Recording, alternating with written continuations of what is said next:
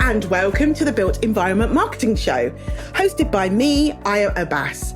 I am a strategic marketing consultant and I work with built environment firms across the UK and also internationally a bit as well too.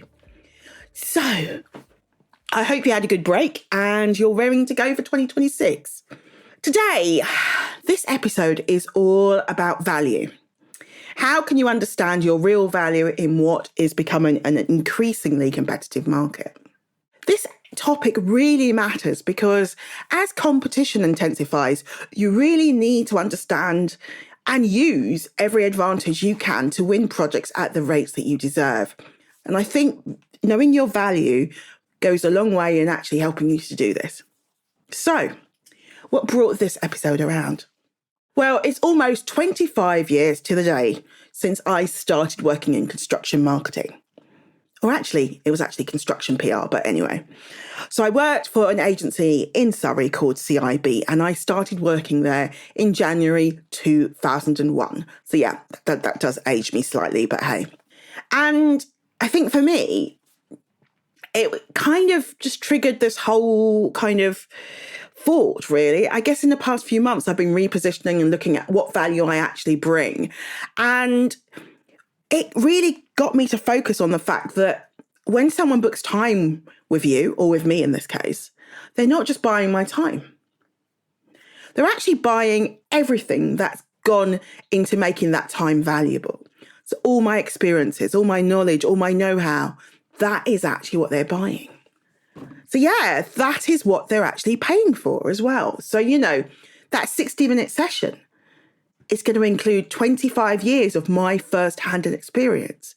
Those leadership meetings that I've sat in on with engineering firms, those things I've done with practices, those bids I've done, when I've gone out and spoken and done client interviews, when I've written content, when I've worked digitally, all of those things, they all kind of combine. So it means that I understand, I guess, what it's like working with growing practices on their positioning, knowing what it's like working across different sectors.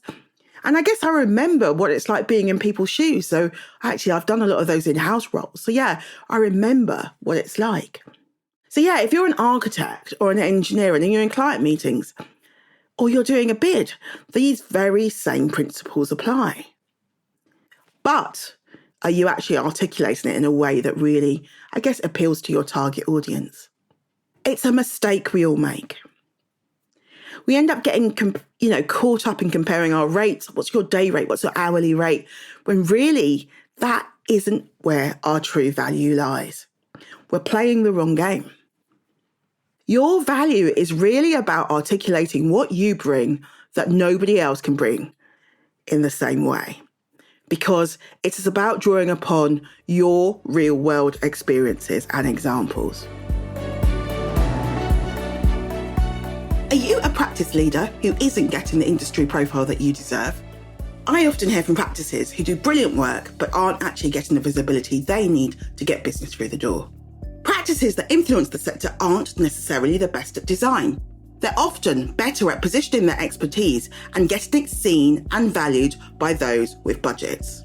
I'm Ayo Abbas, and for 24 years, I've helped leading built environment firms build the recognition and authority that their expertise deserves.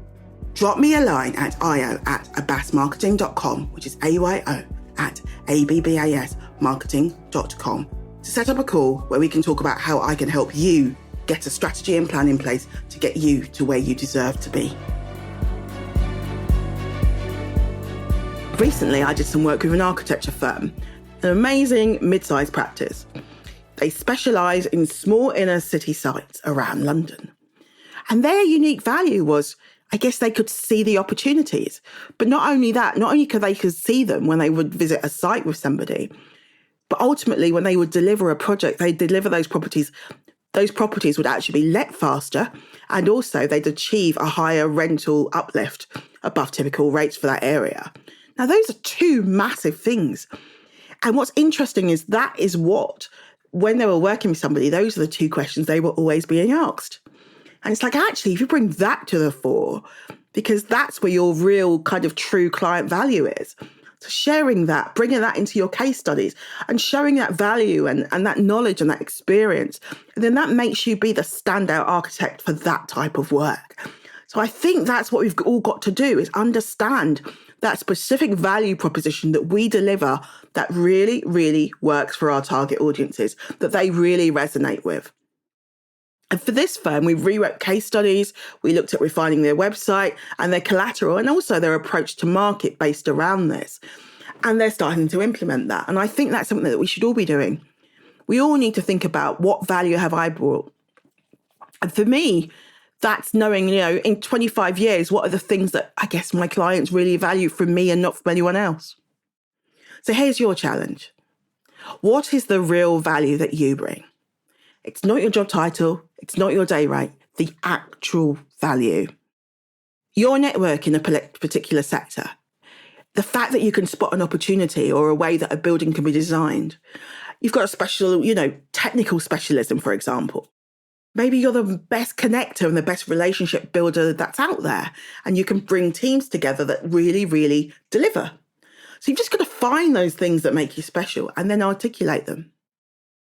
The issue is if you can't articulate your value, because then you are in that race to the bottom. We talk about that whole thing of where people are just competing on price and being unrealistic, and actually you don't win those projects that you really want to design. So for me, articulating your value is something that we all need to get better at doing and keep doing. Don't forget it. I am quite lucky in that I've worked in this sector for 25 years, but not everyone has. But it doesn't mean that you don't have something to bring to the table, even if you've only been in the sector for a short time. We've all got something special about us. And I think it's just a question of asking ourselves the questions. Have you worked across a number of sectors? Are you client-side, and have you done both, say, client-side and consultant roles so you understand both sides of the coin? Have you been through a major rebrand? Have you dealt with a major crisis or pivot? All of those things help to build you and your credibility and how you add value. So don't forget them. And in terms of value, there is a key framework that you can use. There's 3 areas where your value really has to sit within. So it's expertise, those technical knowledge and design skills and other skills that you bring to the table. They're the things that you have that are there, and they can be learned through books and courses, but you're someone who chips away at those things. The next part of this framework, the value framework, is your experience. Those real situations you've had to navigate. You've had to get those projects delivered no matter what. You've had to overcome those challenges. You've had to learn from your mistakes and sort of lick your wounds. That is enormous. All of that experience has been earned. And finally, your network. Networks are so valuable. Those relationships, those connections, you can open doors. And yes, you've built them over time. And yes, they are hugely valuable. So never forget that. So yeah, the value framework really consists of 3 areas. So that's expertise, your experience, and your network. And if you want to delve a bit deeper, here are some questions you can ask yourself. What do you bring that a junior doesn't, or a training course can't replicate? What patterns can you spot that others will miss? What doors can you open through your relationships? What mistakes can you help clients avoid? How do you articulate why working with you is different? What can be tweaked? What can be improved? And really, once you kind of get to the nub of this and you stop apologising for your rates, you start competing on price, you start to own who you are. It's so much more attractive to clients when you know the value that you bring and you can really articulate it. And anyway, clients will respect you more. That can't be a bad thing.